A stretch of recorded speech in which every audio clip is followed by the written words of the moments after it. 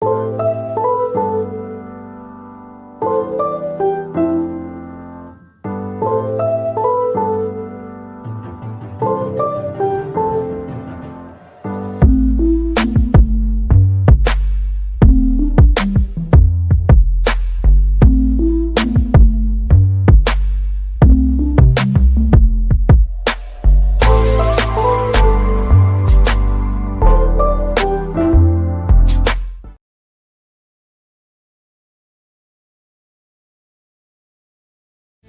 me home, out alone, and show me the way. You wanna be a part of Sunset Boulevard.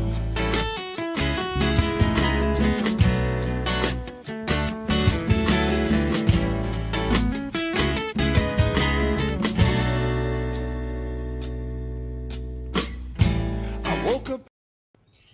Hey everybody, how's it going? It is time to rediscover the happy place.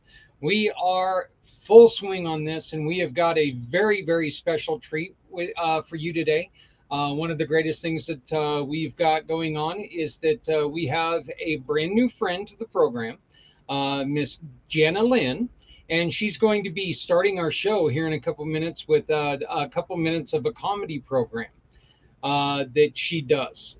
She is a comedian. She is a musician who has joined the Community Pay It Forward family, which we're so extremely excited about that. She's joined us in many different ways. She's also a mission partner because we're going to help her get this comedy thing up off the ground and running. Plus, she's going to be taking and helping us quite a bit within the company itself. She's going to be one of our California liaisons, and we are so excited about that. We want to go ahead and bring up a couple things that we learned the other night, that we learned from two of our other interviews, one with Mr. Brian Gibson and one with Daria Mann. We're going to keep track of everything that are the kind of important notes. And let me preface this by saying everything that is said is an important note. So me picking out one or two things, that's just kind of me. Those are things that I find really, really something that we need to focus on. The first one was said by Brian. We learned in the Brian Gibson interview, and it's very simply that it's not just the individual with mental difficulties, it's the families. We cannot cure mental illness just concentrating on one person. We got to make sure that we get together and we treat everyone the same, everyone in the family. Everyone's being affected by this. Okay. The house doesn't blow down, and that's just not dad's problem or mom's problem. That's everybody's problem. Well, this is kind of what's going on. They have difficulties within their lives. You know what? It's something that they all suffer with. So let's make sure that we don't think that this is a one-person problem. We got to watch the whole family. Our second guest, Daria Mann, one of our great partners from Metro Denver Hypnotherapy and Family Therapy. She brought up, when I asked her the question, what is the first thing that you should do when you want to sit down and listen to somebody? And her answer to that was very simply, breathe. That's the first thing that you got to do. Make sure that you take in that deep cleansing breath that they always talk about. You take and you breathe it in, because you know what? You're going to hear some things that aren't that comfortable. But it's not comfortable for them either, and that's the reason why it's a problem to them. When you take in this breath and you take in that cleansing breath, and you take and you ready yourself for it, you steady yourself for it a little bit, you know that guess what? We're sitting here. I can take this in, but not take it on. That's another thing that she said. Take it in, don't take it on. Okay? Don't let yourself become that problem. Take it in, don't take it on. Then we asked, what do you do? What's the first thing that you tell somebody who's experiencing a difficult problem? And that was very simply, let it go. Let go of the anger, let go of the guilt, let go of the pressure. of what you're carrying. Remember, you are not alone. You're never alone. Very rarely, and this has to do with thousands of years of evolution. Very rarely are you the first one to experience a difficulty. Does that make it any easier? No, it does not. Is yours unique? Of course it is. There's only one of you, so it's going to be unique. So the the experience that you've got is going to be a little bit different, but just remember, there are people who have dealt with it before, and if we need to find somebody who has dealt with these things prior to you, we can help you out with that. That's what all this is about. This is about trying to find different ways to overcome mental illness. We're going to be, as I mentioned, we're going to be introducing in just a second Jana Lynn. She's going to give us a performance, a little bit of a comedy performance. We're talking to her about what she does, which is, you know, she entertains people. She helps people not feel so shut in and shut out. So it's a great thing. Then we're going to be talking with Mr. Bill Willis and David Patrick uh, from a conversation we had the other day. And then we're going to listen to an interview that I personally I think I had too much fun on it, but it's a good time with Mr. Mike Van Pelt. It was a really good time. It was a great interview, and he's a great friend of mine. We've had a couple conversations, and we've had a great time. So, but we're not here to listen to me spew words. We're here to try to find ways around mental illness. So it's time that I bring on my guest. She's brand new to Community Pay It Forward, brand new to the Community Pay It Forward program, and one of our brand new mission partners, along with being our California liaison, Miss Jana Lynn. How's it going, Jana? Oh, excellent. How are you? Doing fantastic. Yeah, you've been bouncing around in the green room trying to find that perfect place, haven't you? I found it. Thank goodness. Yeah. So, well, you're going to do us a favor and you're going to give us a little bit of your comedy. So, you know what? It's all yours. All Well, right. Awesome. So, you know, dad jokes are okay, right? But mom jokes are so much better. Isn't it apparent? uh, um, uh, so let's see. There's oh, okay. So, you know, when you go through a divorce, it's not so much fun. And when you give alimony, that money is actually called for your ex partner. It's aggressive. Let's see, passive aggressive income. Sorry, that. I tell the punchlines first. It's really hard to be a dyslexic comic. So there's a funny thing called well, I do a parody on Jurassic Park. So it's regarding Blue, the Velociraptor. Yeah, she's no joke. So she'll be coming around the mountain when she comes. Uh-oh. She'll be coming around the mountain when she comes. Oh boy. She'll be coming around the mountain. She'll be coming around the mountain. She'll be coming around the mountain when she comes. Watch out for Blue. Hey, Blue.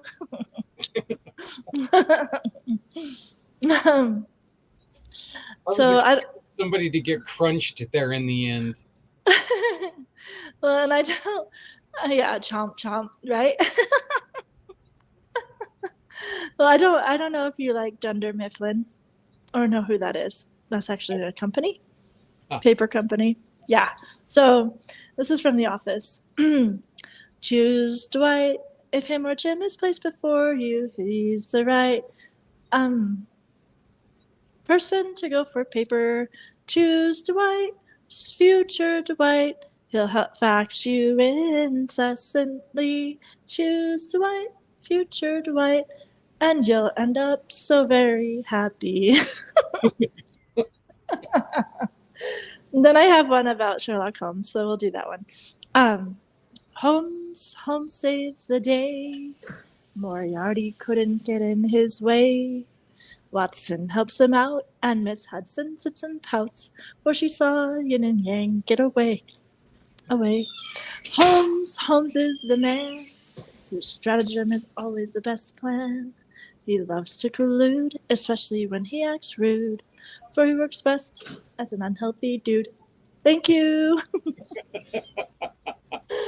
I'm Jana Lynn. You can find me at Piano Lady 1 on Facebook if you look for people, because I'm a person. That's it. There you go. Yep. So, how long have you been doing this? 3 years. 3 years? And About. what got you into wanting to and you run Strictly Clean Comedy? Only clean, yes. Squeaky clean. So I got into comedy when I was working at Apple as a contractor, and it was really fun. Every week I would come up with a new joke, and so it was Jana Funny of the week. And they were like, "Those are pretty good, actually. You should write them down."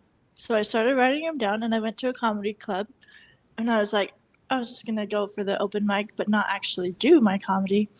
But then it turned out it was more economically, fiscally financial. I don't know, better to actually be a comic than to be in the audience. It was half the price, $5 instead of 10.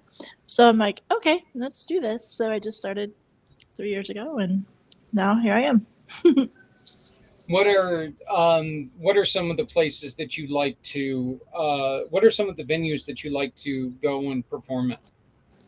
So I first performed at Tommy T's.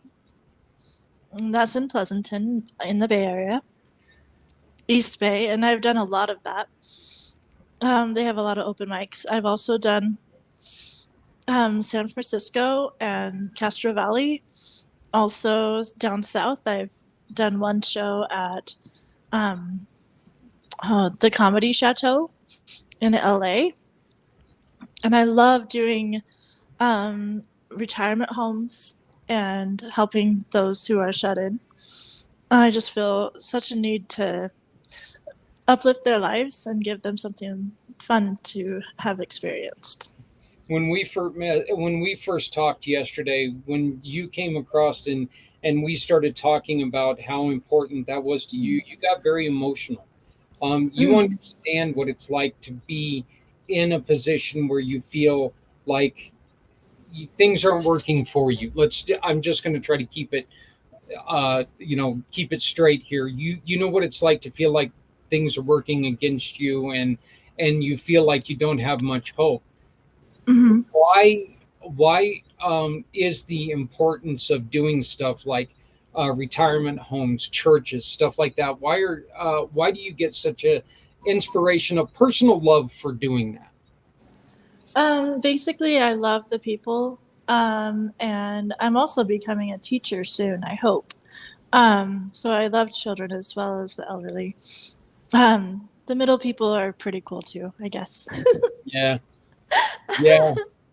But I just have a real heart for those innocent sides of the spectrum.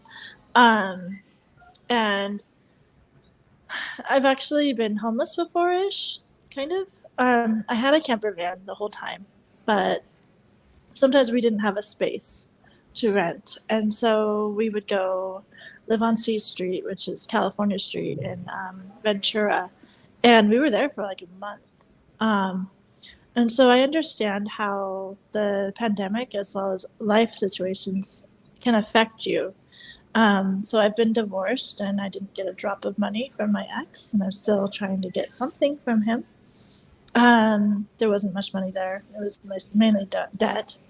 So it's interesting to go from a three-bedroom house with 2 baths and go to a boat first, because I lived on a boat with my fiance, and then after that, didn't work out after the mast fell.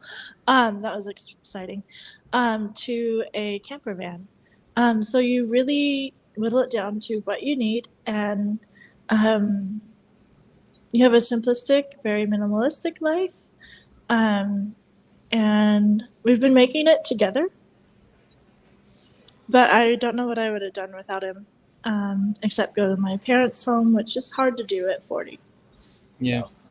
So, Um, we I just made a comment before I brought you on, and I want to know what your thought about it is. That there's really not much uniqueness anymore about people's situations in the way that, look, there has been there's been 10,000 years of humanity. You know, mhm. somebody has had a similar problem to you in the past, Oh, but I'm sure people. it doesn't make it any easier, does it? It never makes it any No, easier. it does make it more bearable because you realize that you're not alone and that you're not unique in the situation, and that these things happen all the time to a lot of people. And mental health is a real issue too, because keeping a job or um, trying to stay afloat can be hard. Mhm. I actually personally have um, bipolar 1, which means that I'm always a go getter, very driven, but I have mania. And so with that, I don't experience too much depression, but I experience a lot of get up and go, which can be, I can utilize it for good. I wrote a song. I don't know if you want to hear it, but um, I'd have to take down my video um, as I read it to you because I don't know it very well. I could put it in the chat if that helps you and me. But it's about mania. Yeah, if you want to send it to us, if you have the video, I can most definitely play it. Yeah, I can read it to you. It's called Flying Off, and Yeah, it's basic. however you feel like, let's go on ahead and do that. Yeah, I'm gonna copy it and put it in the chat. So I'll read it to you guys after. I'm gonna paste it. Um, I think that's all I can put in the chat. It's kind of long, so there we go. That's most of it. And then unlocks my mind. Okay, and this is the rest of it. So if you want to read it, you can, but I'll read it to you too. Um, Yeah, if you just want to go on ahead and read it for people, that would be great, or perform it however sure. you want to do it. Yeah. It's not yet a song, so I don't have like the music to it yet. But it's Oh, called Flying Off. So here goes. Waking up too early, flying off the walls, anxious yet distracted, then there comes the fall. Seeking greater peace, why can't you hear my cry? Finding solace and comfort and release by eating everything in sight. Stress has overcome me, jeans have grown too tight. Patience is annoying, I can hardly wait. Talking too much too quickly until suddenly sleep overtakes. Seeking greater calm, will you hear my cries? Inner peace, elusive, breathing deeply as advised. Relaxing my mind and soul, reaching for a higher goal. To a better end, my friend. that's beautiful. That really is, and it's there's a couple things in there that just really, you know, really catch my attention. The you know, flying off the walls, anxious yet distracted. That to me is something that it seems like a lot of us have been in that situation where we're so wound up and we're so anxious about something, yet we can't Mm-hmm. accomplish anything because we got our minds, we've got ourselves going different directions trying to get everything done. And I think that Mm-hmm. that's one of the really bad parts about People, OCD, I do Yeah. have a little bit of the OCD in me. I get Mhm. people laugh at me all the time. If I see a pillow that's upside down, it drives me insane. My fiance, she'll do that just to drive me crazy. She'll turn a pillow upside down, and she'll do it, and I'll purposely walk out of the room. But within 2-3 minutes, I'll go back in, and I have to turn it back over. I don't even Oh see yeah. it today, but I have to do it. Right. I get very anxious in certain situations where things just really, really bother me. Things that are not um, set up correctly or done correctly. And it's difficult, but Mhm. that's something that really made me think about that. Of course, the jeans have grown too tight. I know about that one. So Yep. what Yep. you Uh, also you perform music. You yes. through church you learned piano, and now you have a piano that you can take around with you. Yes, and I actually learned piano through private lessons. My Oh, okay. upbringing was really good, really a great upbringing. I was valedictorian, like things were going so well. And I was married for 11 years, and then it just didn't happen to work. And it's all the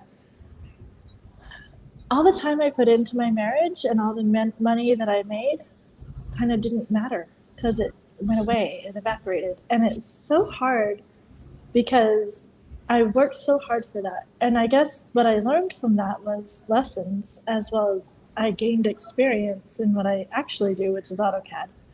I've been doing that for 18 years, um, but it's interesting to see all of that time just kind of not matter.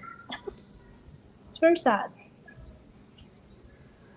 it's it's sad, but it's also growth, isn't it? I mean, Yes. really, a lot of it. For the longest time, I've had um, m- many anger issues. Mhm. I've been one of those guys that for a long time I've flown off the handle at a lot of things. As I've gotten older, um, as I moved away from certain situations, I found myself being able to handle a lot of that stuff better. And Yeah. where there's times it's so difficult for me to do it, I still don't find myself being that ranting, raving moron I've been before, because truthfully, the hell good did it do other than make me want to drink? I mean, that's really kind of what it did to me. So, um, what are s- Well, what are some of the things that you struggled with that now you're? This might seem like a weird question, but and I hope you understand it. What are some of the things that you have experienced that were devastating to you, but now you're happy that you went through them because you've learned from them? um, well, I'm with a better guy. So the divorce was devastating, and I actually wrote a song for my ex as we were getting out of the relationship. Um, and I learned through that song that I was talking to myself, really, not just to him. Hmm. And it's called "Be More Than You Know." And do you want to hear it? Yeah. The song? Okay. Um, Wishing you with your heart of gold, more love than this life could ever hold. Dream bigger, dream wider, breathe life into your goal. Be more than you know. It's beautiful. Your voice is beautiful. Thank you. I love to sing. So, we we're extremely proud to help you, be teaming up with you to help you get your comedy heard, get your music being played, to entertain some people. Can you Yeah. tell us really quickly what are some of the things that you would like, to? What are some of the opportunities that you're looking forward to? I'm looking forward to performing for inmates, honestly, as well as for children at libraries. Um, I have been on the receiving end of someone who went to jail, meaning the one I loved went to jail, and he came back, and he was like a therapist to all the people in there. Because he wore the glasses and he was reading, and everybody's like, "We got to go to him for wisdom." And it's really amazing. Um, but just interesting to see all these different life experiences I've had in the past 2 years alone have taught me so much, and I would love to give back through my singing, through my comedy, through piano, but also as a teacher, which I'm hoping to become in a month. Um, I almost have all the paperwork done. Just have to do the fingerprinting, which is no big deal. Um, so I just want to give back, and I think that that's part of my life is to love others as much as they've shown me love, and even more if I can. So just helping people de-stress, to forget about their day-to-day and to just get into a different mindset just for a little bit, would really help ease the tension and the anxiety that people have, just naturally in their life. You are located where? Um, I'm close to the Bay Area, about an hour and a half away in Clear Lake. And I do lift in the Bay Area sometimes, so I don't mind going there or to Sacramento because I can do lift there. So I would love to perform for um, corporate events. I just got my first corporate event today as a comedian of 250 people. So I do very clean comedy. It's good for kids. It's good for anybody. And then the piano is really fun too. So you can check that out on my Facebook at Jana Piano Lady One. That one. Yes, thank you. So, but And it you, has my comedy too. yeah, and you can also do events virtually.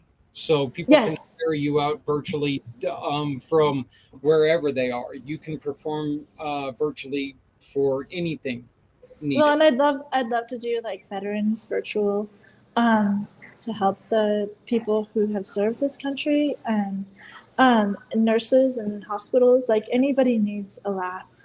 Um, Patients in hospitals. I know that I usually can't go see them, so a virtual visit would be super fun, and worth it to me. Well, we encourage you to give us a call at 970-909-0751, 970-909-0751. If you'd like to get a hold of Jana and ask her to, hey, we'd like to learn more about you, get a hold of us and we'll connect you to her. Once again, Jenna is joining us as a community pay it forward partner.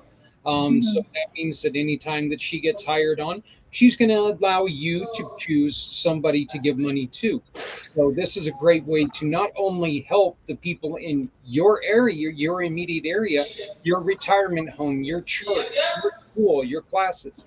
Let's have fun. Let's teach these. Let's entertain some people, and then we can help somebody with her giving us a referral award and us turning that referral award into a donation. So, Jana, I want to thank you very much for meeting with me yesterday and for joining us here on Rediscovering the Happy Place. Do us a favor and Thank you. um, give us a story or give us one bit of wisdom that you would like to pass along to people to where they can maybe help rediscover their happy place. Oh, well, I just want to be able to help those who are homeless, as well as any children who may have been trafficked. And those things are dear to my heart, trying to help them. I don't really know exactly the best way to help them, but for those who are helping those people, I would love to be a part of that. So just putting the word out. Um, and I'm just grateful for this time you've given me, Zach, and please just do call that number. Maybe you throw it up on the screen so they can call it. And thank you for hosting me. Well, all the information will be listed at our website, communitypayitforward.us/rediscover the happy place. You'll be able to get a hold of Jenna. You'll be able to get a hold of us. And we will be releasing Jenna's own pages on the website here in the next coming days. Again, Jenna, we appreciate you joining us today. We're going to be talking here in a minute with a couple of videos of ours, but I did want to let you know that you've done great. Your Thank first duties with us are a success, and we're very proud to have linked up with you. And I'm glad that I'm extremely excited that you've decided to join our team. And Thank you. I can just see things going in a beautiful way. So, but I hope to talk to you again real soon. So, but thank you so very much. Thank you for having me on the show. Take No care. problem. Goodbye. Bye. We will be right back.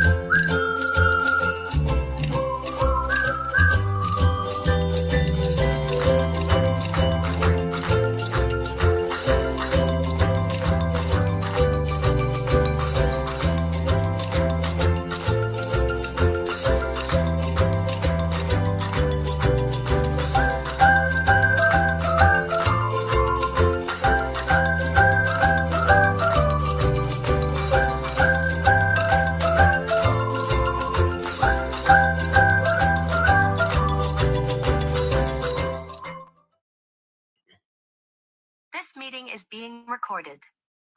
Good afternoon. My name is Zach Clayton, Community Pay It Forward, and we're back with another packed short.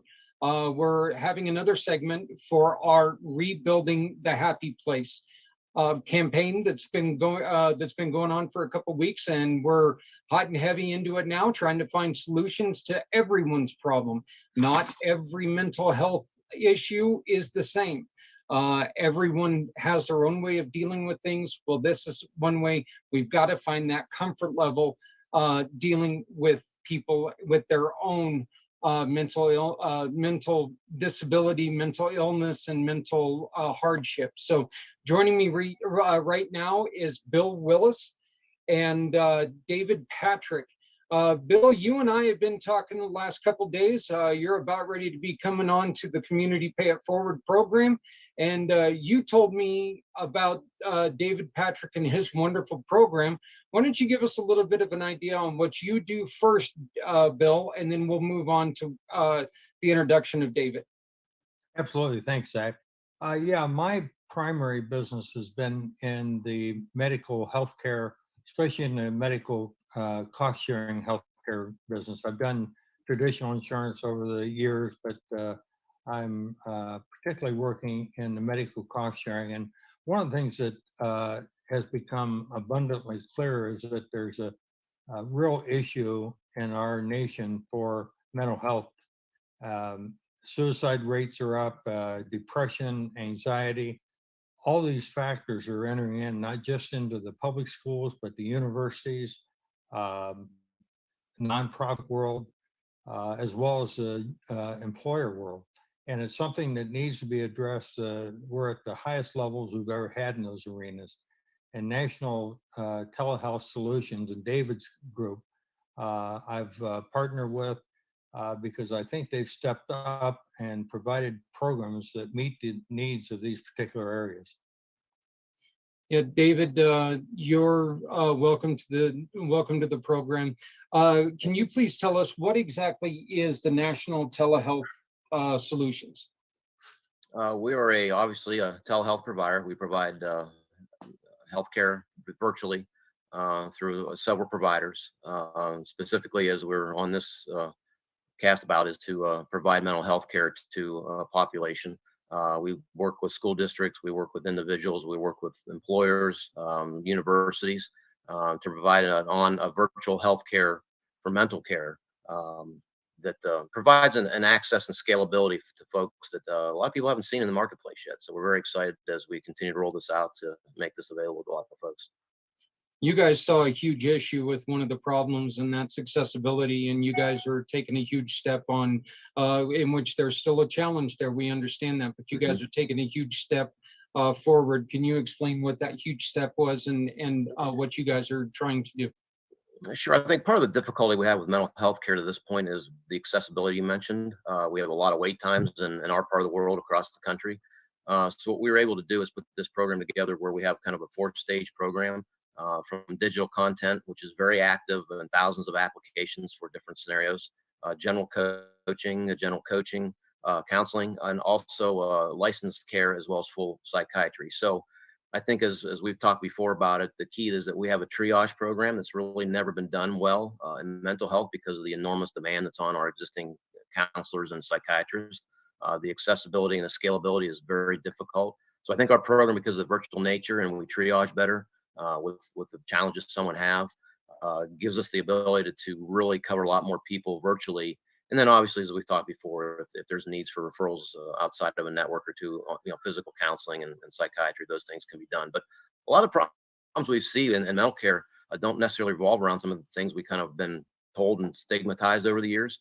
A lot of folks just need somebody to talk to and some good general counseling and good general mentoring and advice, and can help with a lot of the stress and problems they have. The other thing I think, Zach's the key to our program, is that we make our services available to the entire household.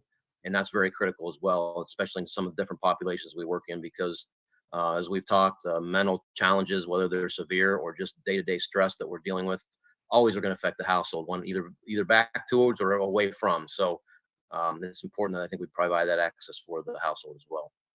Yeah, there's never been a case of one person suffering and the rest of the family living happily. That's kind of not the way that it goes. Bill, what led you to wanting to get involved with this program? Well, in my working with employees of companies and nonprofits, and realizing that this is becoming an issue there, and they're looking for answers. And one of the things we provide in our program is telemedicine. And it's worked very successfully. I talked to people 3 or 4 years ago, we were providing it, but half the people I talked to had never heard of it. With COVID and what it's developed over the last couple of years, now probably the majority of the people know what telemedicine is. And as much as we provide for our members, the one thing that I felt has always been lacking, we do have some mental health portions of it, but it's not to the degree of what National Telehealth Solutions provides. And I've worked out a situation where we can even block our own telemedicine and bring theirs on board to supplement ours. But the main issue is that people need to get help. And there is a stigma sometimes about them walking into an office, especially with a younger person, and not wanting to identify with having a problem. But they still need that issue, whatever it is. It may be very important to us, and or to them, but it may not seem like that much of an important issue to us. But for them, it could be the one thing that just sets them over the edge. And like David said, if we can save one person, that will be a wonderful thing. Our mission for the next while is to save one life a week. And the reason why we say save one life a week is because you cannot save two until you save the first one. So it's always one, and keep building on that. David, can you you say that you guys have a 4-tier program? Can you please explain the 4 tiers? Yeah, the 4 tiers of our program, we have digital access, which is kind of one of the, it works within the other 3 stages or in the tiers. Mm-hmm. The second level up from that would be what we call general counseling, mentoring, and coaching. After that level, we have the licensed care, which includes psychology and that kind of thing, and then the full-blown doctorate care with the psychiatry level, which, for the advanced cases that has a capability for prescriptions and ongoing maintenance. Those two higher levels are always done on a scheduled basis. Our general coaching and counseling has 24/7 kind of very quick access usually. Sometimes if you have someone in particular you want to deal with, it might take a little time to wait for them. But once we get to that higher level care, it can be several days out to get scheduled. It's not a 2-hour type turnaround situation like sometimes it is in the other care levels. And I think the thing that's important too is that one of the barriers to accessibility is cost. We do a great job of folks become our members regardless of what size group that they come from. And then that program in most cases has has zero copays, zero cost, unlimited access, so they can maintain their care at those lower levels. Sometimes some of our programs, you get in higher psychiatric care, there may be a copay involved, but it's a third of what normally is in the marketplace. So very affordable, whether it's for group paying or whoever. And being able to have that access to those staged cares, again, as we talked earlier, that really helps us with a lot of the triage that's needed in the mental health care arena. What are some of the things, David, that can help you guys continue this mission? Are you guys looking for additional therapists? Are you looking for people to step up and help you out in any way? I think the main thing is the exposure. If we go sales 101, our number one objection when we're presenting our program to a potential client is the too good to be true, what am I missing? When you take out the enormous volume of folks that we can have enrolled in our program, it helps us scale as well with the clinicians. And those are obviously we're always looking for and always become part of our network. So we have a lot of folks that want to provide services through our platform. There's obviously, we're pretty strict on our qualifications for what's required for some of the higher level care, some of the general coaching, but most of the stuff we do is going to require a certain amount of degrees. So we're very careful about making sure we have clinicians that are qualified to provide whatever level of care they might be in. As far as us as a company, our biggest challenge, and that's why we team up with folks like Bill, it's just, leverage the multiple networks of people reaching out to people and getting the word out of what we can do is our number one objective. The owners and partners in the company, that's what we do every day, is more exposure, and that pays back a lot of dividends because we're getting out to a lot more people, through a lot more people. How do these schools and these businesses, these organizations, how did they get a hold of you guys? What did they need to do to try to utilize your services? Obviously, getting a hold of our agents like Bill is one of the primary access points. Usually in an area, if they reach out to us through one of our sites or one of our connections, we'll refer them back to one of our agents. In this case, with working with you guys, it's going to be reaching out to Bill, and he coordinates those efforts with us, to make sure we get them access to the information they need. All the folks like Bill are, we've got them, they understand our program, they're trained, it's like they're part of us, even though a lot of times we have relationships with independent folks. Very much part of our network and get all the updates when they're needed and know what's going on. So with you guys, he would be the lead on this thing. And if something happened with a lot of connections that it was more than he or his group could handle, we always have people. Bill spend some time with some of our other folks that can step in and help out if something's really catching on fire and going like crazy. So we have complete scalability as a company as well to support Bill and his activities if something gets out of control that he's, in a good way, that he's still very much in charge of and oversees. Yeah, Zach, what you mentioned, one of the other things that appealed to me about it is that it is a very affordable program, and it doesn't interfere with any of the other programs that the customer may have, no matter what they are, whether it's a employer group or school or what have you. It's a standalone system that can be in on itself. It doesn't have to be tied into another insurance program or anything else. And in some programs, there's even money available out there in the marketplace to help pay for it through some of the funds that were available through COVID. Bill, are there incentives for employers too? I mean, and this is crazy for me to say. Okay, having to ask if there's an incentive for an employer, because the truth is, your employees' mental health should be an incentive enough. Are there incentives right now that the government are giving people to enroll in programs like this? There may be a part of the funding for the new, I think it was a gun control legislation, was for funding for mental health. And I haven't seen all the outcome from it yet, but there's it's an affordable program, and the key to the employers is it will help their health in their existing plan and their existing workforce. Because people that will get help will actually, it'll save them work time. And so it can be an asset to that company just by providing it to help with their, their own absenteeism and things like that for sickness and health issues. Dave, Okay. you may want to kind of add on to that, but We talk a lot too, Zach. We're not here to sell on fear or anything like that. But one of the things employers have to look at, and some other groups, is that not having a good comprehensive mental health plan in place, and that's way beyond what's typically available with some EAPs and some other outside services referring out. We have a lot of HR directors get people in their offices, don't know what to do with them. Having a place for people to have access anonymously, so to speak, is very critical. And we tell employers all the time what you have to start looking at is a liability issue here. If you have a complete comprehensive mental health care program like ours that stands alone, a lot of people won't use a health provider, mental health provider, because it ties to their insurance, or the employer might find out about it. It's now they're in the records with the insurance company. It's going to be a pre-existing condition. We hear all those things all day long. That can be huge liability for an employer if something happens. And with our service, it's going to give them another layer of protection that a lot of times we're talking to legal departments and bigger companies that they're recognizing the need to have this type of access. And then it's, again, as we market our program as a standalone benefit for multiple groups, including nonprofits and that kind of thing.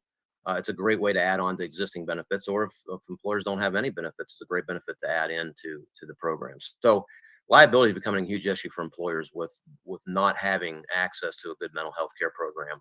That I think we really fill that gap very well. Again, it's a little crazy that we have to go that far, that we have to talk about, that these companies have to be convinced to do something like this. I mean, there are situations out there right now that can be prevented if they just get ahead of things. Tell me, guys, and this is kind of a personal question for both of you guys, but Bill, I'm going to start with you. What is one thing that you would suggest if you see someone? What would be something that you would suggest to somebody to seek help? If you see one action, what would you say? You know what? Maybe you need to go and seek help. Well, that's a difficult question, but it truly is. But it's one of those things that we need to be a little more aware. Yeah, I would tell them to start at the entry level, and I would recommend something like this. From the employer standpoint, the employer does not have to contribute to this either. They can, and many do, but it can be very low cost, as I mentioned. And I think the fact that I would recommend somebody that because of the health side of it, the telemedicine side, where they can go on anonymously and get set up. They don't have to make a phone call to a local doctor's office or what have you to get it, or announce it to their employer, as David said, or to their school system or school counselor or whoever. But it's something that they just to talk to somebody. And it's something that they, sometimes a basic conversation can help head off something, and referring them into one of the videos that can lead them through some questions that will help answer their anxiety or their need. But it's a little hard to say other than that, because you don't know whether it's a suicide issue or an anxiety, or just somebody like David mentioned that flunked a test or something. And, maybe some basic conversations can help walk that person through it and realize that if that's the worst thing that happens to them that day, that'll probably be a good thing. Well, and David, let me go on ahead and switch this question. What kind of reaction are you guys getting with people in general? Are you seeing a lot of success with this? We are, as I said in the beginning, one of our biggest hurdles to overcome is too good to be true. How can you do this and offer this level of service and this stage and comprehensive care and all the things we talked about for some of the membership points prices that we're doing it at. But as far as once folks are in, I think the biggest surprise we probably have is how comprehensive our digital program is. I think a lot of people have used that over the years with some of the existing programs, and this is a very advanced digital program that we have to help folks get through those dailies as they're maybe looking towards a session with a counselor or a psychiatrist or whatever. That's a huge part of it. And I think you have to be careful about saying this too loud, but it kind of encourages people to face their mental health challenges head on. And I don't mean just the daily, but the real stuff that's starting to really dig in and bother you, and face them head on. And then, quite frankly, I think our program, as it develops more and more, and we've had it out now for about a year, it's also proving that it's teaching folks how to take care of themselves a little better. And I think that's a big part of it, because a lot of the communities we deal with, the populations we deal with, some of the HR directors are so frustrated, the HR directors, because they just don't, people come in with issues that 25 years ago were not that big a deal, and now they're, somewhat overwhelming to them. And the coping skills, as a basic example, are very lacking in a lot of the generations overall. And those type of things, just teaching those can help a lot with, downfield issues. So I think that's a big part of it. The reception's been great. Once you get over that kind of first hurdle of something, I must be missing something here, and then they experience the program. It's kind of like one of those deals with the puppy dog. Once you play with it for a couple of days, you've got them as a customer, and that's what we're seeing pretty consistently. I think that frustration with HR departments, it's, there's got to be a different level of tolerance, because there's so many different, this is part of the movements that are nowadays. Everything is being retaught in different ways, and you got to take everybody's thoughts into consideration, which is something we should have always been doing. But now it's become so very important, because look, differences are here, and we need to respect people. So, gentlemen, I greatly appreciate this. David, one more time, how do people get a hold of you guys? I'll give you my information, and then I can get a hold of David. There'll be a connection on my website. I'm just developing it now for okay. specific areas. So when we get set up, there will be a connection there to link to for more information. But that would be the main. I would be the main touch point, and then I'll bring whoever I need to into it. And again, back to your question before, I think one of the things that it seems like most people need is to know that they're not alone and facing things alone, and that there is help there, and they can get it privately, and they're it gets rid of that stigma that they sometimes feel like they're facing. Bill, I would like to thank you very much for introducing us to David and introducing us to this wonderful program. David, I would like to thank you very much for your time on joining us. Thank you. We hope to see you guys again on August 15th. Hey, everybody, this is just one more of the groups that are out there. This is just one more program that's out here. If you know of a program who's out here trying to help us navigate this difficulty of mental health, we encourage you to please give us a call, 970-909-0751. 970-909-0751. We want to hear about it. We want to let people know about it, because you know what they don't know is hurting them. So let's make sure that we get everything out and very clear to people. We're here. We want to help. All right. Again, David, Bill, thank you, gentlemen. I appreciate it. And you guys keep up the great work. Okay. Zach, thank you for what you're doing as well. We appreciate it. And no problem. Thanks, guys. Thanks, Zach. Hey folks, I'm Chip Wynn. Hey folks, Chip Wynn Motors, Chip Wynn Classic Cars, right here in Paducah. Today I want to tell you about something that's near and dear to my heart. Near and dear to my heart. Project Die Hard. Now what is that? That is an organization set up to help our veterans who transition from military life back into civilian life, and to help them do it in a healthy way. We need your support. We need your help. We need your financial help. What we're going to do is the weekend of July 28th, 29th, and 30th, we're going to have a massive celebration and a fundraise for Project Die Hard. Even Saturday, July the 30th, we are going to have a classic car show. Not only our cars will be in it, but the public will be invited to participate as well. Now is the time to step up and support a really worthy organization. Project Die Hard. Come on and join.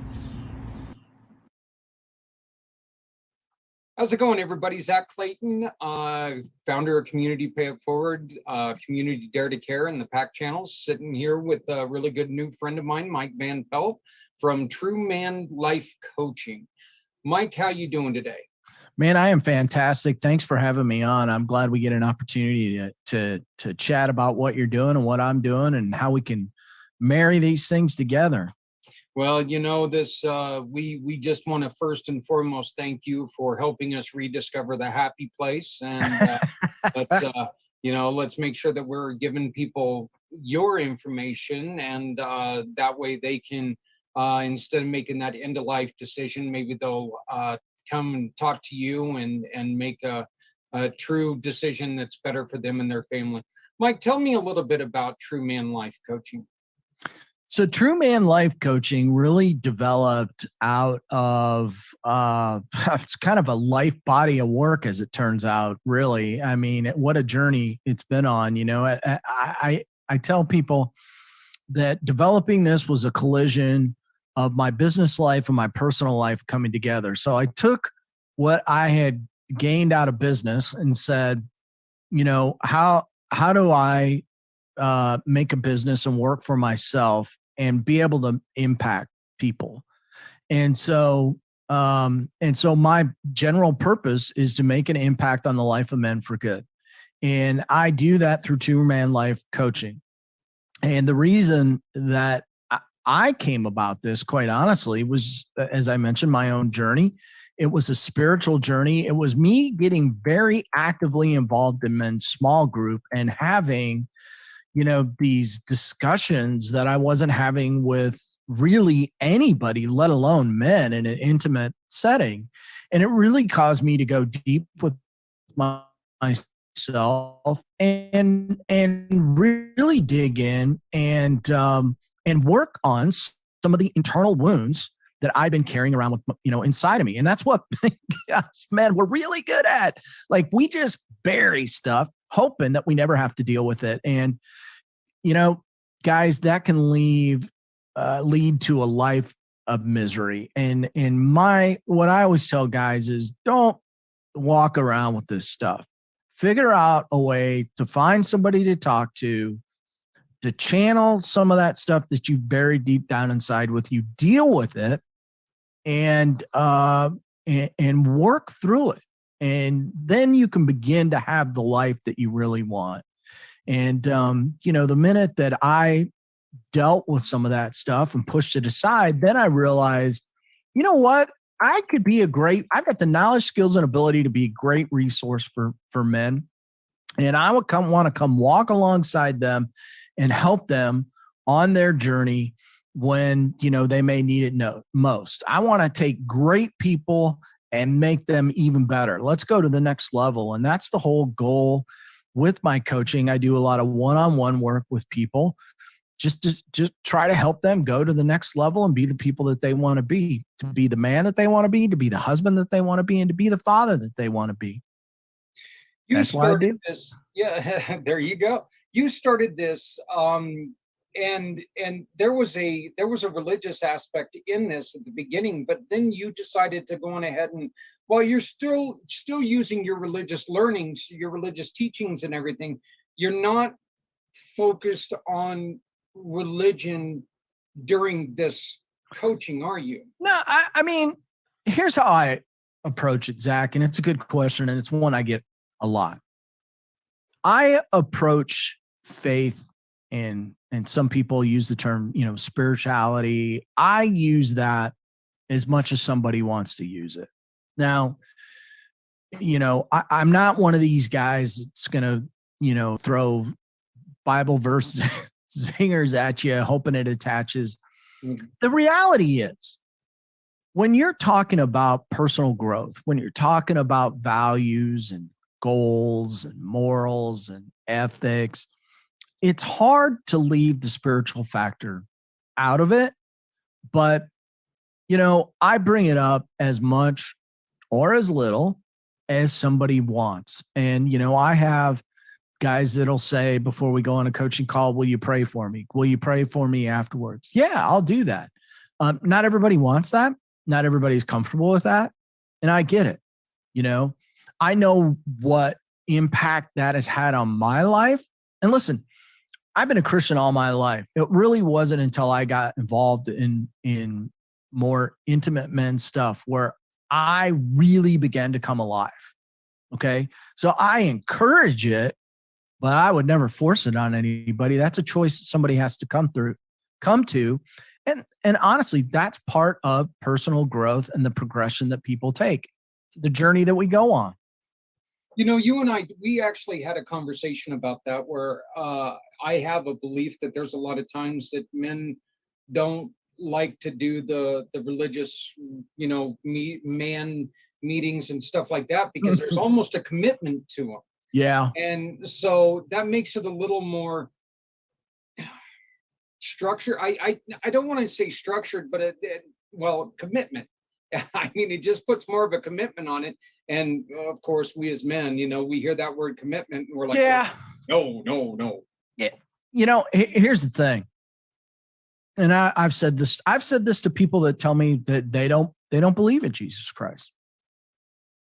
The beautiful part is whether you are a believer or you're not a believer, God believes in you. He believes in you. He wants an intimate relationship with you, whether you want it or not. That in and of itself is beautiful. It's amazing. God loves you whether you love him or not. And, you know, I can tell you from personal experience and from many of the people that I talk to, when you love him back, it's even better, man. That's icing on the cake. Now, that's a personal decision that somebody has to make. Everything in life is a decision. You know, you get to decide one way or another. You get to decide whether today's a positive day or a negative day. You get to decide, you know, whether you want to take the next steps to be the person you want or whether you don't. Everything's a decision. You know, I, of course, encourage people to make positive decisions.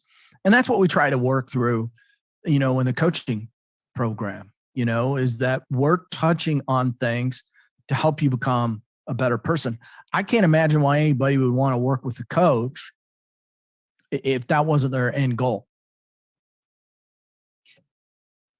What is one of the things that men that you've noticed when a man comes to you and is asking you for, maybe not even asking you for help, but asking you to listen?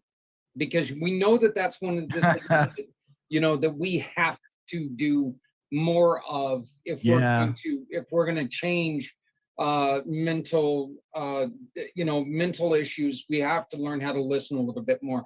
What is one of the first things that you always go, well, here we are doing it again? What's one of the first things that you hear? Well, you know, listen, men, we like to be problem solvers, first of all. And so typically, you know, if a guy comes in and he says, you know, and I'm just making an analogy, you know, I need to loosen the screw, you know, over here on this window frame. Oh, well, here's a screwdriver, right? We always have an answer to the problem. And what I have found is that when guys have stuff, especially the stuff that they buried deep down inside, they don't want you to come fix it right away. And a lot of guys have never had another man listen to them ever. You know, a lot of guys didn't, either their father wasn't present at all or just wasn't present because he didn't know how to father. And, you know, so a lot of guys have never gone through the experience of having a father-son relationship or having another man in their life to talk to. And so honestly, I think a lot of initially what I try to do with people is, one, know that they can be comfortable with me, that it's a trusted environment. They can say as much or as little, but you know, what I've seen happen over time is it's about the work that, you know, nobody wants to talk about work, right? The bottom line is you get out of, you know, coaching what you put into it. But I try to give people a comfortable place where I'm going to listen and not solve their problems. Honestly, we all have the ability inside of us to solve our own problems. Sometimes it requires just working through, step A or step B, and oh, that reveals this. Oh, that's how I get to here. We're connecting dots. And so I try to connect the dots. And here's another thing, and I think this is really important. And this is something I have had to learn, right? The hard way. I always ask permission to help somebody. If I feel like they're asking me a question, I will ask permission if they want my opinion on it. And I think that that's out of respect. And I don't want them to have the feeling of, oh, this guy's just trying to fix me, And so, I try to be respectful of each individual. And listen, a lot of times I find that guys, they just want to talk. They really do just want a safe place to talk. And once they get that feeling, that it's safe, a lot of guys they'll break down and talk. And that's a lot of it. On the other side of what you said is that guys are not used to having another man listen to them. How much of that, Mike, is we don't talk? We don't want to talk to another man. We don't want to talk to, we don't want to talk to anybody about it because, like you said, we've got our screwdriver inside and we know how to fix it. We just don't, I don't know if it's because we're always looking for validation. Well, you know what you need to do. Well, maybe it'll be helpful if Mike tells me what I need to do. Well, I mean, you got a couple things working on most guys, and I've experienced it. Most of us have pride and shame. And, for some reason, we will, we don't want to let somebody know something out of, because we have too much pride or, there's too much shame around it. And, what happens is the end result of carrying that around and not telling anybody or not taking action on it is it'll open up a big wound. It'll open up a big wound deep inside of you. And, you carry that around. And, so what spills out of that? Well, the number one thing I hear guys talk about is anger. Anger, right? Well, I'm angry. Well, why are you angry? And a lot of times it's because they've kept stuff buried. And, and some of it's horrific. Let's face it. There's a lot of trauma that goes on in people's lives. A lot of it occurs when they're young. There's a lot of trauma before the age of 7 and 8. And when that happens at 7 and 8, you stick it in your unconscious mind. And guess when it shows up? When you show up in the adult world, and you're trying to figure everything out. And so shame and pride really get in the way here. And I really encourage people, and I know it's hard. I battle this every day myself, so I know what I speak. You got to put those aside. You just have to put them aside sometimes and really go to work on yourself. That's, the couple of the biggest things that I see. And you can't force somebody to do this, can you? Nope. They have to be 100% willing to open up because somebody, and they truly have to be ready to do this. There can be somebody who comes to you and sits in one session and it just becomes a BS session rather than a learning session. And here's the thing. Yeah. So I treat this differently. I'm not a counselor. I'm a coach. And there are some big differences between counselors and coaches. One of the big differences is I'm going to give you homework. We're going to go to work. If you come to me, we are going to WORK. We're going to do some work. We're going to do some homework. Some people don't want to do work.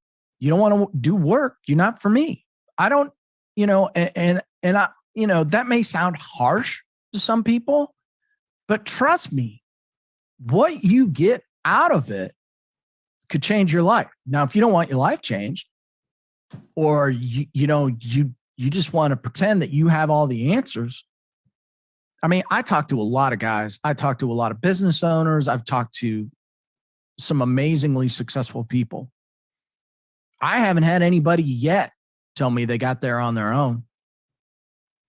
Mm. And I'm talking about multi-millionaires, successful people. I haven't had anybody tell me they got there on their own. Somebody along the way influenced them, mentored them, fathered them, helped teach them, helped coach them, helped consult with them. And that's the way it is. Listen, I tell everybody, Zach, I have a golf coach. I do a podcast. I have a podcast coach. My doctors are my health coaches. I have a faith-based coach. Man, I don't mess around. Why? I'm trying to be the very best person that I can be. And every day is a battle. That's another aspect to this that we have to understand, is that every day you get out of bed, the battle starts over again. The battle between good and evil. And here again, you have a choice. You want to win the war? You got to figure out how to fight. And that's what I help guys do, is figure out how to fight. Not physically, by the way. Yeah. What's the easiest way for you to tell somebody you are not alone? I was just at a networking event this morning, and I was talking with a wonderful lady who's doing some stuff around fatherlessness, strangely enough, right? She was her father was murdered when she was 7 years old. She never really knew the guy. And so this has become, as you might imagine, it showed up in her adult life. And, now she sees what's going on, with fatherlessness and fathers not being present. She's trying to make a difference. And we were talking today, and I said to her, I'm like, the challenge with most people is they think that their whatever the it is, whatever the challenge is, whatever's wrong with them is unique. It's not. It's unique to you. But it isn't anything that, hasn't been dealt with or can't be overcome. And so you're not alone. And, you're alone if you want to be alone. And that's the big thing. There are options. And I tell people all the time, listen, I'm outside of Atlanta, Georgia. I'm building a pretty good network here. I've only been here a year, meeting a lot of great people. But like just in men's small group, I'm affiliated with some people that have a national presence. So I don't care whether you're in New York or California or wherever. I can call somebody and we can try to figure out how to plug you into a group. Even if you can, even if somebody doesn't use me for coaching, I don't care. I just want to see you be successful. And I think one of the first things we could do is plug you into a group of people so that you can see your problem isn't unique to you. There are people walking around with the same challenges, everywhere, and so I think it's about exposure to just meeting people and hearing stories. That's why I do the podcast, by the way. And that's why you do have this channel, because these stories need to be told. You need to hear these stories, and I can't get them out fast enough. About people overcoming and achieving a comeback story or achieving something where they had a pivot point in their life and they went down road Y and, now they're successful. That's why I do the podcast, so that these stories can be told and heard. Yeah, see, that's and I greatly appreciate you saying that, because you're right. These stories must be told. These stories have to be put out there for people to hear. We can only do that one part. You have to listen. You have to choose when to listen, and you have to learn how to participate. And we can be there for people, but if they're not there for themselves, they're not going to be here, us being there is not going to do them any good, is it? They Well, no, really have to be there for themselves. I always laugh. This is about the simplest way to explain, I think, to explain this. So if you've ever been on an airplane, you hop on an airplane, and every airplane you get on, the steward or the stewardess gets up in front of you, and they go through their list of things that'll happen on the plane. And so you get the same speech every time. If the plane loses altitude and the airbag drops from the ceiling of the cabin, make sure you put your mask on first before you help your neighbor. Why? Easy, simple. If you're passed out in your seat, you can't help anybody else. So you have to help yourself first, so then you can turn around and help other people. And I love that analogy because, you know, you could go into a marriage, and if you got a bunch of garbage buried and you're angry and you're upset, at some point, that's going to come back and kick your butt. And that's part of the reason why I think the divorce rate is 51% in this country. I mean, half the people that get married are going to get divorced. And I'm not pointing the finger at anybody, but the point is that we all as human beings carry around a lot of trash that we never work on. And it shows up in relationships, and it shows up in the relationships we have, whether it's your marriage or your boss at work or, you know, any other relationship that you have. And that's why self-awareness is important. And you gain self-awareness by reading, by learning, by being coached, by being around people that have experienced life. And, you know, that's why I do what I do, so that I can help people understand that better. Your analogy about the airplane is one that is really, you know, it's such a smart, such a smart thing to tell people, but it's also, to me personally, it's something that really does bring on a modicum of hope. Yeah. Because there are a lot of people that would rather put that mask on somebody else first, you know? Yeah, and I get it. I get that. But that just, it really does. It brings out a feeling of, oh my God, there are good people out there. Because they would rather put that on to somebody else first. But, you know, it is so important that, you know, you can you know put what? it on yourself. I look at it this way, because I totally get what you're saying. I mean, you know, I'm a help first. I want to help people first. And so I get that. Here's the thing. If you put your mask on first, you might be able to help 20 people. Or if you go for the guy next to you, that might be the last guy you help. Yeah. If you, you know, and so it's important. The other thing too, here's another analogy. Just generally speaking, what I see specifically for men, we're horrible at asking for help. We're horrible about asking for help. I was recently at a retreat, and it was an event where there were, I don't know, about 20 some guys. And so they were going to do a rope course. So we take them in the gym. We don't show them the rope course before they go to the rope course. We take them in the gym. Story, by the way. I love this. We take them in the gym. We blindfold them, and they get immediate instructions. Okay, we're going to take you out to the rope course. You have to find your way out, you know, and but we only have 3 instructions. Okay, when you get to the rope course, you have to keep your mask on at all times. You have to keep one hand on the rope at all times. And if you have any questions or need any help, we need you to raise your hand. And so with that, we march them out to the ropes course. Everybody gets their hand on the rope, and they start going around in circles. And periodically, the guide would stop and say, here are the instructions again. If you keep your blindfold on, keep one hand on the rope, and if you need any help, please raise your hand. Well, finally, after about 10 minutes, one gentleman finally caught on to the game, and he raised his hand. And so the guide pulled him to the center and said that was the only way you were going to get out. and proceeded to tell the group, we have one man out. Please keep your blindfold on, keep your one hand on the rope.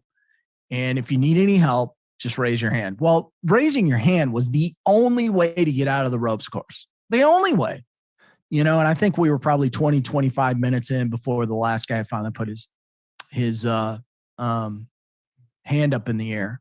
That's also a dude I want fighting for me, despite the fact he was the last one, because there's no give up in that guy. But the whole point of it is that, guys, we have to put up our hand in the air and ask for help. And what I have found is this: when I put my hand up in the air and I ask for help, amazingly enough, somebody's there to help me. Every single time. This journey I've been on as an entrepreneur has been one of the most incredible journeys I've ever been on. Even this morning, as I was talking about, I was at this networking event. I met two people I've never met in my life that I can honestly tell you right now we'll probably be friends for the rest of our lives. And you may go, well, how do you know that? You just met these people 3 hours ago. Listen, I've been around the block, and when you're on the same page with somebody and you have the same mission, I mean, you just know you're going to figure out a way to work together and help each other get what you want. And that's how life works.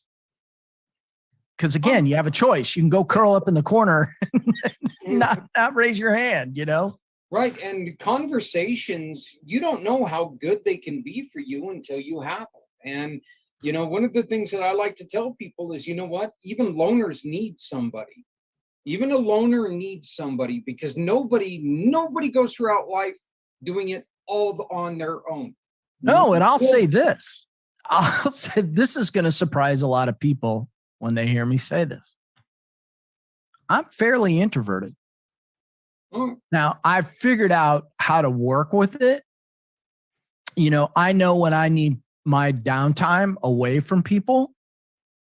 But for many years, being introverted, I didn't put my hand in the air and ask questions. Because one of the things that happened to me, believe it or not, I was 5 years old, 1975. I just gave my age away, when I had to get my first pair of glasses, which was unusual back then.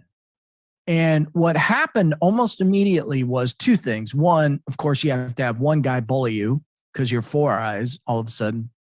The other thing that happened really affected me. Because I was wearing glasses, everybody thought I was smart, because smart people wear glasses, right? Thank God. Oh, yeah, I know. That makes us brilliant, Zach. And so here's what happened. I didn't like having that label. And as a result of that label, I was already somewhat introverted. I closed off and I did not ask questions. I didn't ask questions growing up because I didn't want somebody to go, well, I thought he was smart. And I didn't want somebody to go, wow, that guy's stupid. And so I stopped asking questions. And it's really been in my adult life where I've understood that. Now, the beautiful part is now I do a podcast where you don't have much of a podcast if you don't ask good questions. And I love it. It's kind of been, I don't want to say that I haven't always asked questions, but I'm finding such intense pleasure in being curious, which is the other side of this, because I always encourage people, just be curious. You'll be shocked at the end result of being curious and asking questions. And so it's been a great journey. But as you can tell by me talking here today, I've gone on a personal journey to understand all this stuff so that I can be the best possible person that I can be. Because if I'm the best possible person I can be, I can help somebody else. And I take intense delight in that. Yeah. Well, I always think that if you go through a day where you don't learn anything, you have a wasted day. I mean, we need to be curious. We need to learn something new, be open to things. Mike, how do people get a hold of you? And when is your podcast? When does your podcast air? Where can they find it? So you can send me an email. You can reach out to me at mike@truemanlifecoaching.com. And that's my website too, truemanlifecoaching.com. I'm on all the major podcast channels, but if you can't remember that, then just remember truemanpodcast.com. That takes you directly into my website. You can give me a call, 864-266-2058. Man, I'm open all the time. So you can send me a text and just say, hey, let's line up an appointment. But, I'm an open book. You can go out to my website, check out what's there. The podcast drops every Monday. We've been doing it for a year. I talk about a wide range of topics to help men be better men, to be better fathers and better dads. And we just talk about all kinds of stuff. And, hopefully, reach out to me. That's all I can tell you. I'm open to having an initial call with somebody. Sometimes I'm a good fit. Sometimes I'm not. But, I'm always open to having that question. I'm here to help. I'm here to serve. That's what I do. I mean, you'll never know if you're not a good fit if you don't reach out. So Mike, do me one last favor. Give us all just one bit of advice. What would you do to start a conversation with somebody who's really struggling in a moment? How can I help? I feel like I just simplified something way too much, but I mean, honestly, I know what it feels like to hurt. I know what it feels like to be angry. I know what it feels like to be sad and depressed. And I know what it feels like to be lonely. And, it's hard to see somebody go through that walk. And, in those instances, I just want to know how I can help. Do you just want me to sit here with you? Do you want me to talk to you? You want me to sing a song? You want me to do a dance? I don't know. But, my goal is just to be an instrument of healing for somebody. And so I want to give you what you want in that moment. And that may not even be me. I mean, that could be, we need, again, I'm not a counselor. Do you need intense therapy sessions with somebody? Is there a way we can get you help? I mean, it goes back to that word help.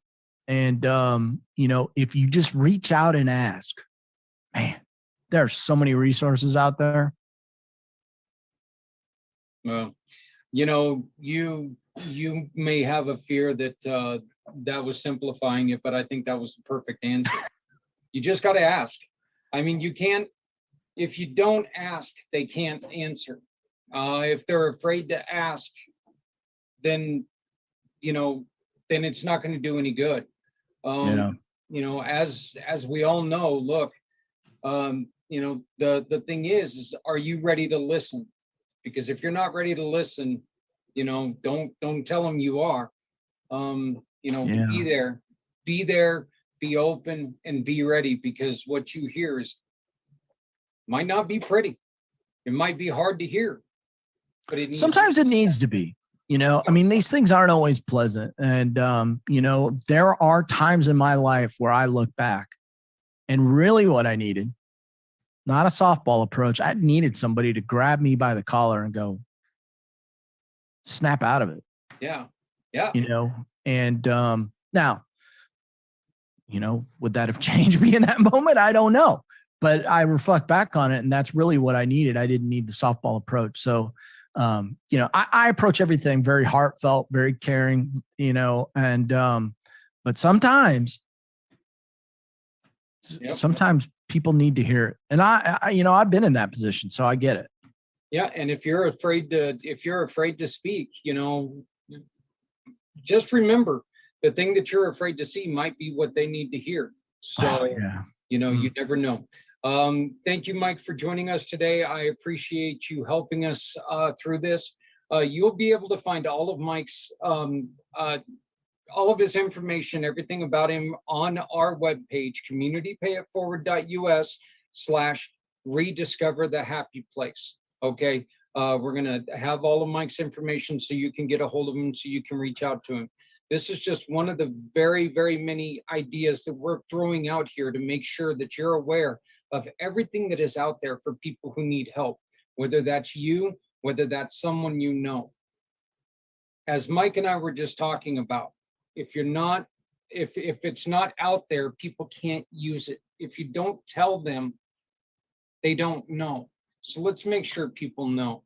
Again, Mike at Mike Van Pelt from truemanlifecoaching.com. Reach out to him anytime. Check out his show every Monday. Thank you very much, my friend, and I hope to talk to you soon. Outstanding. I enjoyed our talk. Thanks for having me on. I do too. And I'll tell you, you and I need to talk a little bit more. Our conversations tend to go a little bit longer than they're supposed to, but they're always a good time. So, I enjoyed it. Thank you. But thank you guys very much. And please make sure you keep watching right here on the PAC channel, going to communitypayitforward.us/rediscover the happy place, because we've got a lot of great information. We've got a lot of great people who are trying to help you. And please, if you have any questions, give us a call 970-909-0751, 970-909-0751.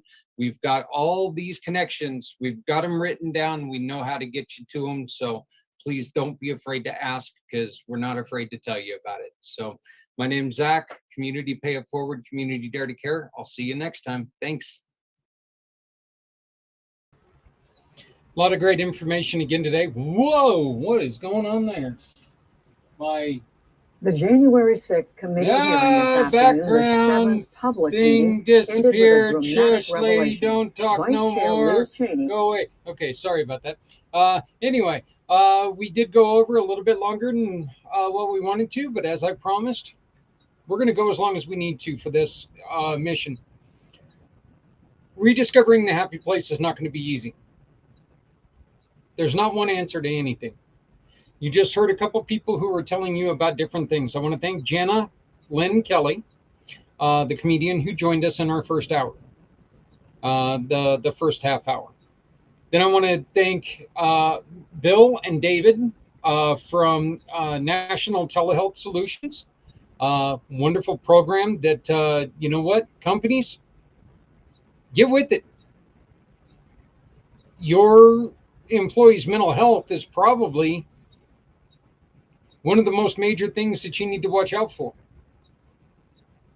And then thank you, Mike Van Pelt from True Man Life Coaching.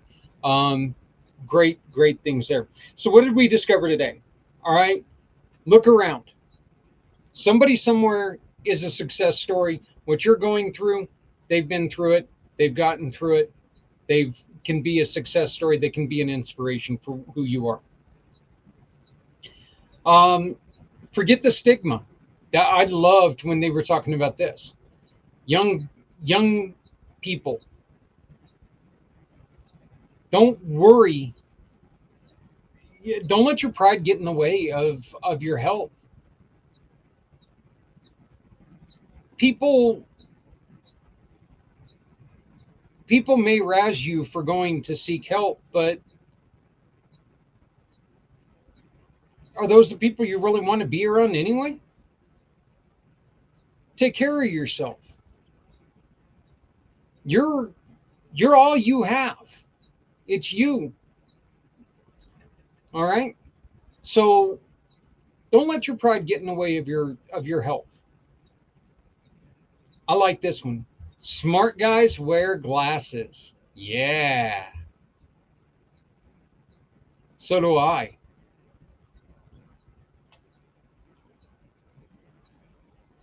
And one of the ways you can start the conversation,